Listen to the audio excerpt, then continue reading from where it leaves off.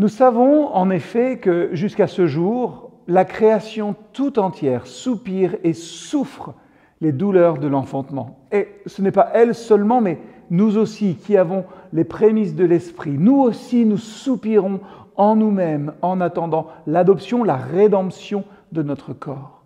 Car c'est en espérance que nous sommes sauvés. Or, l'espérance qu'on voit n'est plus espérance. Ce qu'on voit, peut-on l'espérer encore? Mais si nous espérons ce que nous ne voyons pas, nous l'attendons avec persévérance. Dans ces versets de Romains 8, les versets 22 à 25, l'apôtre Paul nous offre finalement un aperçu poignant de la condition de la création et des croyants en attente de la rédemption ultime. Réfléchissons sur cette tension, comme on l'a déjà vu, entre le déjà et le pas encore du royaume de Dieu, à la lumière finalement de la création elle-même. La création tout entière attend avec impatience la rédemption finale qui accompagnera la manifestation complète du royaume de Dieu. Nous aussi, ayant reçu les prémices de l'Esprit, nous attendons avec ferveur l'accomplissement de notre adoption en tant qu'enfant de Dieu. Cette attente n'est pas une attente passive, au contraire, elle est active, elle est teintée d'une espérance qui ne déçoit pas.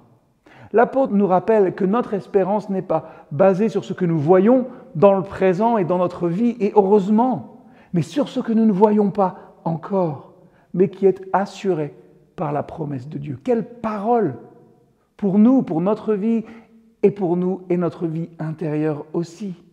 C'est dans cette tension finalement entre le déjà et le pas encore que notre foi est affermie, que notre espérance est renforcée.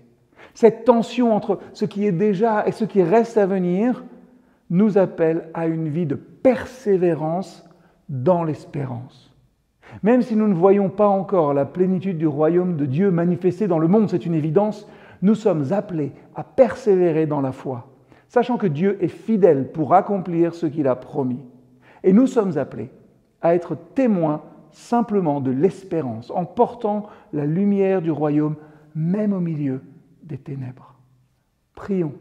Prions pour la grâce de persévérer, sachant que notre travail dans le Seigneur n'est pas vain, que notre cœur soit chaque jour rempli d'une espérance vivante et que notre attente soit marquée par une confiance inébranlable dans la fidélité de Dieu.